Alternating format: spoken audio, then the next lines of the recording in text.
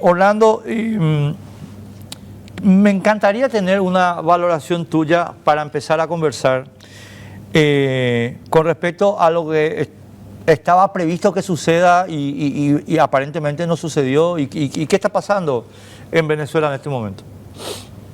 Bueno, esta mañana, o en el transcurso del día, hubo fuertes manifestaciones de la oposición convocadas por María Corina Machado.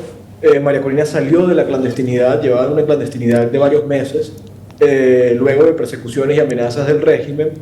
Y al terminar la concentración, cuando María Corina Machado se estaba retirando, fue secuestrada, interceptada violentamente por el régimen, por funcionarios del régimen, secuestrada, y todos entramos como en un estado de incertidumbre. A los pocos, casi a la hora, el régimen publicó en sus canales de información un supuesto video donde se ve a María Corina Machado diciendo que está bien. Al momento no se sabe exactamente bajo qué condiciones se hizo ese video o si el video es verídico, pero hay muchas dudas, por supuesto, por elementos que hay en el video. La verdad es que parece que María Corina fue liberada, no se sabe en qué condiciones, no se sabe dónde está exactamente, todavía es prematuro para decirlo, pero fue liberada, lo que yo supondría que hablaría de que hubo contraórdenes. En algún momento se ordenó su secuestro y luego se ordenó su liberación. Ahora, Orlando, no, vos sabés que estábamos obviamente nosotros siguiendo también vía Twitter, vía X, o bueno, Twitter, la situación, y efectivamente habíamos leído hace cuestión de, yo te diría, 1 hora y media, una comunicación de la cuenta oficial del partido, tengo entendido, del comando de María Corina, confirmando que sí, que está liberada, ¿verdad? Que ella está, digamos, en la situación. Y totalmente nada que discutir con respecto al cuadro que acabas de describir. Pero mi punto, Orlando, es, y si me permitís entrar un poco en la cuestión más general, hoy estaba previsto que caiga el régimen y el régimen no cae. ¿Qué hacemos? Bueno, es que no está previsto, el régimen puede caer en cualquier momento. Como funcionan estas cosas, ¿no? En algún momento un detonante, algún elemento hace que se quiebre el sistema y finalmente caiga. Esto puede ocurrir mientras estamos hablando, puede ocurrir mañana, puede ocurrir el lunes, el martes, no sabemos cuándo. Lo importante es que efectivamente hay una crisis muy profunda dentro del régimen. Yo creo que lo que ocurrió con María Corina Machado es una muestra de esa crisis. Yo creo que la presión que está creciendo sobre el régimen no tiene precedentes. Para mañana está pautada la toma de posesión. Maduro va a intentar de hacerlo ilegalmente. No sabemos, nuevamente es prematuro. De aquí a mañana faltan horas, cualquier cosa puede pasar en cualquier momento, pero lo importante es que María Corina Machado está efectivamente libre en pocas horas. Se espera que pueda explicar un poco qué fue lo que ocurrió y dar indicaciones, y que los venezolanos pues siguen de manera activa confiando en ella. A ver, dos cositas hablando. Primero quiero presentarme en sociedad contigo, si me permitís. Yo estoy completamente convencido de que ustedes están sufriendo una de las peores dictaduras que registra nuestro continente. Y esperaba de todo corazón que el señor Maduro sea derrocado. Y lo espero aún. Pero eso, mi querido Orlando, y estaba un poco leyendo también tu propia aproximación, digamos, al trabajo y a toda la verdad, no puede llevar nuestro entusiasmo particular, digamos, y nuestro posicionamiento particular, no puede llevarnos a negar algunos hechos, ¿verdad? Y estos hechos son, a mi modo de ver, los siguientes. Yo creo que la fuerza de la manifestación de hoy fue muchísimo menor que la última que había convocado Juan Guaidó. Y incluso que la última que había convocado María Corina Machado. Y que esto muestra que, aunque el régimen puede estar agotándose, también se está agotando la oposición. Se está agotando, ¿por qué? Esta es una interpretación mía y te la planteo justamente para poder controvertir si te parece que vale la pena. Porque yo creo que, lastimosamente, con la excepción de María Corina y de los mandos medios, digamos, los líderes de la oposición venezolana han dejado mucho que desear. Leopoldo López salió corriendo. Juan Guaidó salió corriendo. Enrique Capriles salió corriendo. No sé si me olvido de alguien. Entonces, Edmundo González Urrutia no se acercó. Entonces, la composición que yo me estoy haciendo es, claro, ¿cómo vos le vas a pedir a la gente que salga a morir a la calle si vos no pones el pecho también? Y creo que ese es un hecho, me parece muy evidente con respecto a la falta de fuerza que tuvo hoy la manifestación opositora.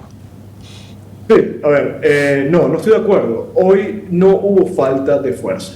Lo que está ocurriendo es que todo el país viene siendo militarizado desde hace días.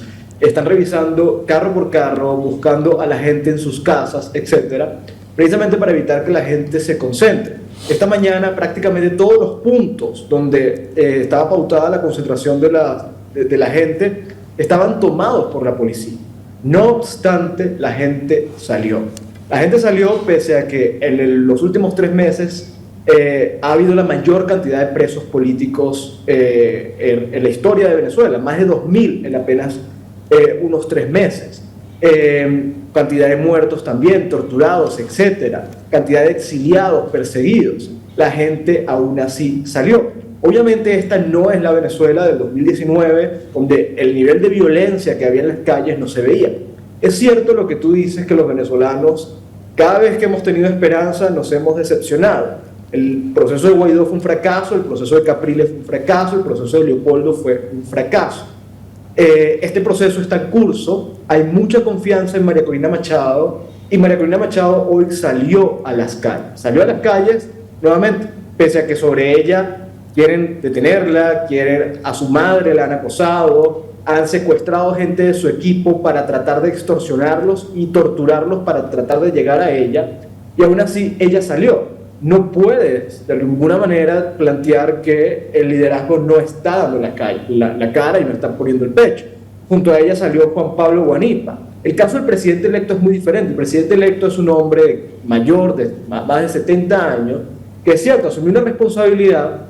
Su salida al exilio fue penosa, pero muy lamentable por parte del gobierno español, pero la articulación internacional que ha logrado Edmundo González Urrutia es tremenda. Por lo tanto, de alguna manera, su salida terminó siendo una especie de bendición escondida. Hoy tenemos un liderazgo dual, donde hay alguien en el terreno liderando y poniendo el pecho y el pellejo, y alguien afuera juntando aliados. Y esto es distinto, es muy distinto, y muestra de eso es que la gente salió pese al miedo y el terror.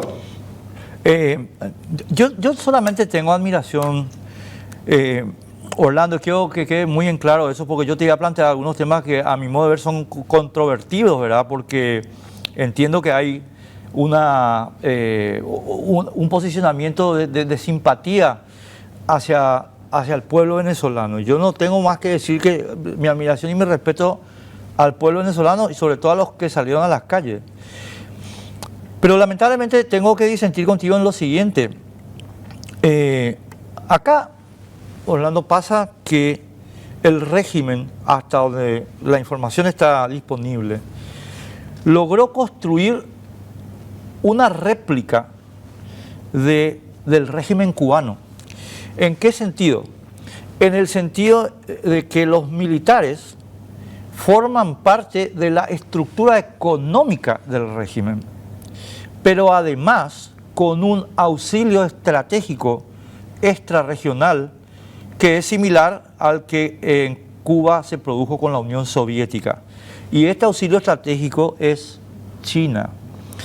En consecuencia, la comunidad latinoamericana, como ocurrió con Cuba, no tiene ninguna fuerza, mi querido Orlando. Tenemos que sentarnos sobre realidades para poder administrar las posibilidades reales de modificar las cosas. Yo quiero recordarte y termino, una cosita nomás. A la gente que nos está viendo, yo sé que vos sabés esto. Amigas, amigos, cuando Fidel tomó el poder y cuando se convirtió eso en una dictadura, hubo una reunión de la Organización de Estados Americanos en Punta del Este. Y en esa reunión se resolvió la expulsión de Cuba. Y todos los países de América Latina se alinearon como vela a la petición norteamericana y se expulsó a Cuba de la OEA. ¿Cambió Cuba? Ni un milímetro. Al contrario, se radicalizó más. Y yo creo que estamos en una situación lamentablemente muy parecida.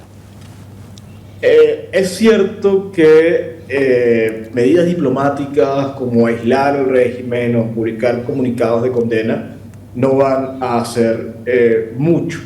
El régimen de Maduro no es exactamente como el cubano en el sentido de que se integró la estructura militar. Yo creo que es incluso mucho peor, porque el régimen de Maduro ha devenido en un cártel del crimen organizado y se comporta más como pudiera comportarse una organización criminal como el cártel de Sinaloa o como el cártel de Medellín en su momento. Funciona así. La estructura militar ni siquiera es la que sostiene al régimen. El régimen está sostenido sobre estructuras del narcotráfico, estructuras del crimen organizado, estructuras de grupos paramilitares, etcétera, etcétera. Eso vuelve excesivamente compleja la situación. Pero hay un punto que da de alguna manera esperanza sobre la posibilidad de que Venezuela sea libre. Y es que la sociedad venezolana está íntegra en su voluntad de ser libre. Luego de 25 años no ha podido el régimen y la tiranía aplacar por completo la voluntad de los venezolanos. Y hay dentro de Venezuela, recorriendo las calles y con un nivel de popularidad impresionante, un liderazgo, que es el de María Corina Machado. Mientras María Corina Machado esté y mientras los venezolanos tengan la disposición de ser libres, hay esperanza. Al final, es verdad que el régimen cubano se ha sostenido y ha entrado en un estado como de régimen totalitario donde tiene control pleno de la sociedad. Sí, pero así era el régimen de Al-Assad. Y al final los regímenes están hasta que dejan de estar. El punto es ejercer la suficiente presión. Y yo genuinamente creo que el régimen está en crisis, no solamente por un tema esotérico, sino porque hechos en los últimos días lo han demostrado. No, yo no voy a negar que, digamos, el régimen venezolano, el régimen cubano, nuestro régimen de Alfredo Stroessner, cuando nosotros estábamos bajo la dictadura, ¿verdad? Indudablemente, digamos, todo esquema político, Orlando, tiene contradicciones y efectivamente la chance de modificar un determinado régimen deriva principalmente de si se pueden o no explotar esas contradicciones. Acá en Paraguay nosotros, te cuento esta pequeña anécdota para que veas por qué yo te estoy planteando un poco estas cuestiones, ¿verdad? Acá en Paraguay el régimen no cayó.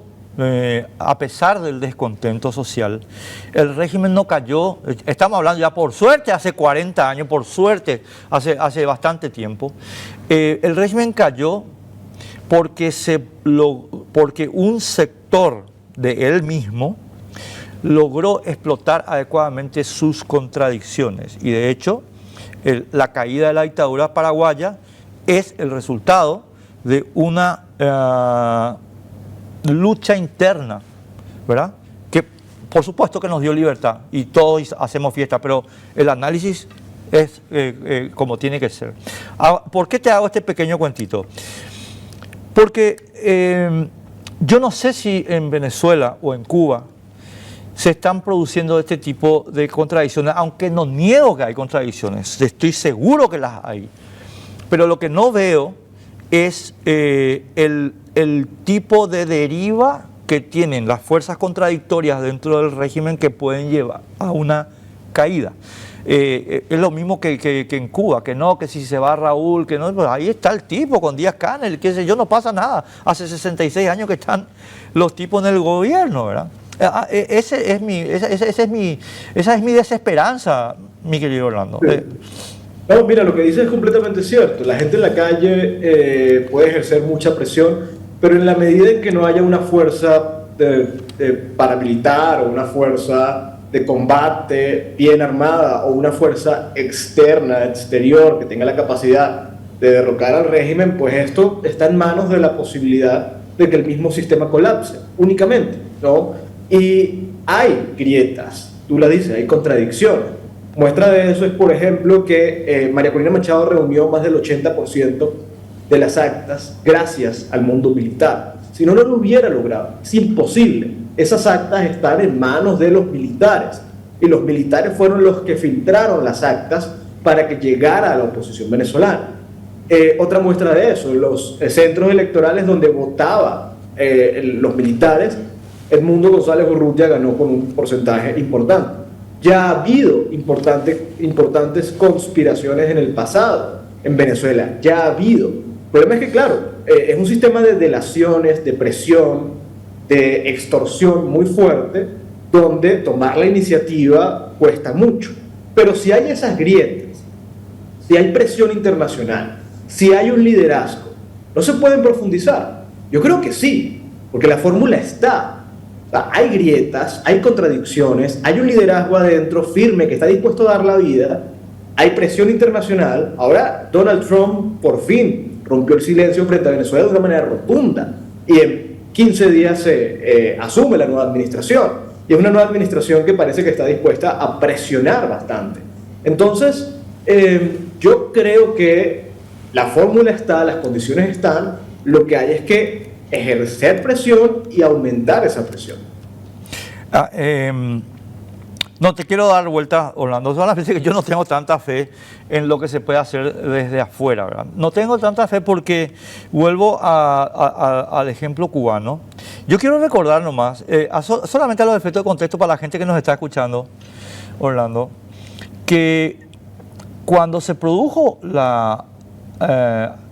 advenimiento de Fidel en Cuba, Cuba estaba en una situación de dependencia económica de Estados Unidos, pero del 90%. Y Estados Unidos tenía el 54% del PIB mundial. Ahora tiene apenas el 25, 26. O sea, la situación en aquel momento era muchísimo más complicada para los cubanos. Y sin embargo, la jugada de llamarle a Khrushchev y decirle, che, loco, acá estoy yo para si querés molestarle a los yanquis, y todo bien. Y le salió, pero divina. ¿Por qué te menciono esto? Porque yo aclaro, para lo que hubiera lugar de derecho, creo que todo el mundo en Paraguay lo sabe, yo soy trumpista de la primera hora a muerte. O sea, para mí Donald Trump es mi ídolo y espero que verdaderamente haga cambios fundamentales, pero dentro de Estados Unidos. Porque creo, Orlando, te contaba yo el nivel de potencia y relación, porque creo que no creo que haya capacidad operativa para generar una intervención del tipo que eventualmente fue Bahía de Cochinos, una de esas cosas. No, eso no es lo que está planteado. Yo creo que eso es excesivamente remoto, además que no es conveniente.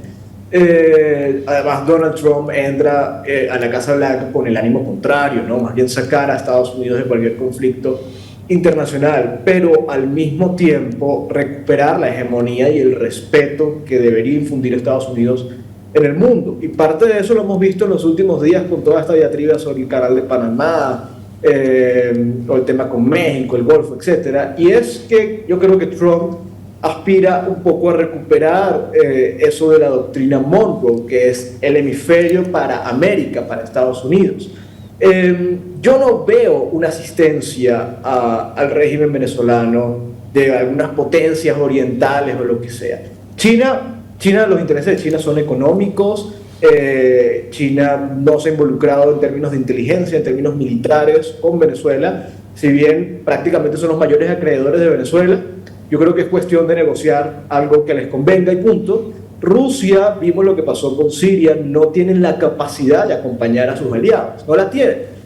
Igual Irán, etc. Entonces, de hecho, si hay un momento conveniente para que caiga el régimen de Nicolás Maduro, es este. Tenemos un Estados Unidos que quiere volver a infundir respeto en el hemisferio, unas potencias, bien sea la rusa, o la iraní, menguadas y en crisis y envueltas en sus propios conflictos, y tenemos nuevamente la conjunción de un liderazgo doméstico en Venezuela a la altura. Yo no compararía el caso con el cubano. Fidel Castro tuvo la capacidad de acabar por completo con la disidencia dentro de Cuba. Y si bien ha habido conatos, de alguna manera, de expresión en Cuba, desafortunadamente no hay dentro de Cuba un liderazgo opositor sólido. De lo contrario, están en el exilio y sabemos, es bastante heterogéneo, es bastante diverso. Eso no es el caso de Venezuela, en lo absoluto. Ahora, tengo que hacer un pequeño paréntesis ahí, mi querido Orlando, porque metiste un tema que a mí me apasiona y tengo que meter, no, mira, hago una objeción sobre la apreciación que acabas de hacer sobre Siria, y después vamos a relacionarlo con el tema de Venezuela, porque Rusia no se fue de Siria. El problema está en que Siria, o sea, la caída del régimen sirio fue negociada entre Recep Tayyip Erdogan, presidente de Turquía, y Vladimir Putin. Y la razón por la que Putin no hizo ninguna resistencia es porque Erdogan le garantizó la continuidad de las bases. Y no se tocó ni una base. Y al-Yolani, el terrorista que ahora es el líder en Siria, ese señor está respetando a rajatabla la instrucción que tiene Erdogan, que es a Rusia no se le toca. Es más, en la última declaración que hizo, después de esa lamentable entrevista que tuvo con la ministra alemana de Exteriores, dijo, nosotros queremos que Rusia esté acá, no queremos que se vayan porque ellos controlan el arsenal del ejército sirio. En consecuencia, quería nomás señalar ese pequeño disenso y ahora vuelvo al tema venezolano porque Rusia no es un aliado que no está en capacidad de hacer las cosas. Todo lo contrario, mi querido Orlando. Rusia está ganando la guerra en Ucrania, pero de un modo decisivo. Y además lo está haciendo con una destrucción absoluta del aparato económico de la Unión Europea. Y en consecuencia, el teléfono de Putin, yo te aseguro que es todavía muy, muy importante. Sí. No, creo que está sobreestimando a Rusia. Bashar al-Assad era un aliado fundamental del régimen ruso. Lo más que pudo hacer Rusia fue simplemente ofrecerle el asilo. Y el acuerdo obviamente tuvo que haber algún acuerdo. Y el acuerdo pasaba inevitablemente porque Rusia no tenía la capacidad de realmente involucrarse. El tema de que sí, efectivamente, esta es una guerra que probablemente no va a poder ganar Ucrania, pero tampoco es una guerra que ha significado un avance cómodo para el régimen ruso. Lo contrario, ha sido un costo tremendo en todo punto de vista. No es cierto que el régimen ruso está sólido y robusto. No está. Bueno, está bien, no creo que lleguemos a un acuerdo sobre eso porque yo creo que es una perspectiva, yo creo que sí está y yo creo que lo vamos a ver muy pronto. Entre paréntesis lo vamos a ver, esto es un paréntesis, estimado amigo, estamos hablando de Venezuela, pero vale la pena porque estos son los apoyos del régimen venezolano.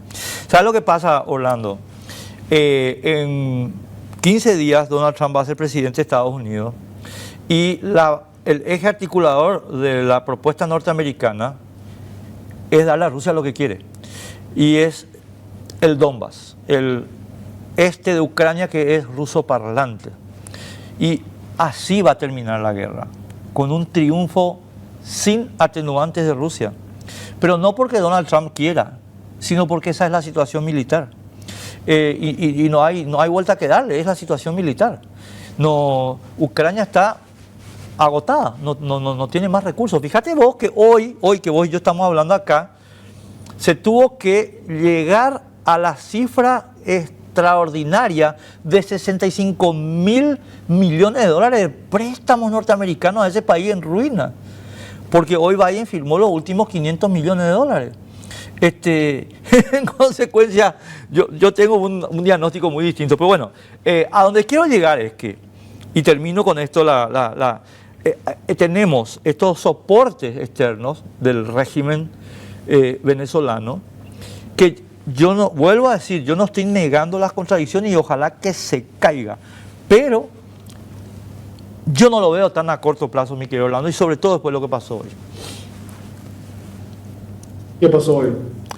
Pasó hoy que no hay eclosión social.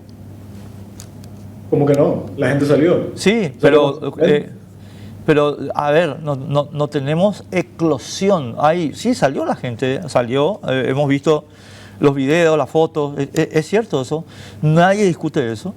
Lo vemos con simpatía, pero eclosión no hubo. Yo sé que vos recordarás mucho mejor que nosotros aquella vez de la base militar en Caracas, que no me acuerdo ahora el nombre, te pido disculpas, no me acuerdo el nombre de la base militar que está ahí en el medio, en el centro de Caracas. La Carlota. La Carlota. Esa vez hubo una eclosión. Hoy no. ¿Pero te refieres a explosión militar o social? Ni social y que encienda la mecha militar. Hoy no hubo. Mira, explosión social, no sé exactamente a qué te refieres. Me refiero a que el estado de la manifestación produce tanto descontento que el compañero del nene militar que tiene un nene en la manifestación, esos compañeros hacen una línea de conexión que en aquel momento de la Carlota estaba como que a punto de producirse, hoy no sé pero es que ni remotamente. No, es que son cosas diferentes, es decir, una cosa no necesariamente produce la otra. Luego del 28 de julio, el 29, hubo una explosión espontánea, como le llamas, de gente en las calles, que incluso llegó, es primera vez en la historia de Venezuela que los manifestantes opositores llegan al Palacio de Miraflores, tumbaron estatuas de Chávez, etc. ¿Eso provocó qué? No provocó que los militares salieran en ese momento, y hubo explosión social. Provocó fue un saldo tremendo de asesinados y detenidos. Son procesos paralelos. Lo de la Carlota no ocurrió porque la gente salió. La gente salió porque había ocurrido lo de la Carlota.